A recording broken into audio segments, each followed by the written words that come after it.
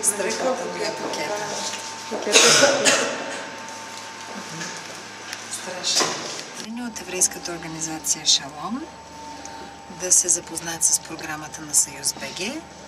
Бяха ми зададени много въпроси. Надявам се, че им отговорих така достатъчно изчерпателно. Сега отиваме на следващата среща. Много приятни хора и аз съм сигурна, че ще работим заедно след изборите. Те предложиха така много интересни идеи.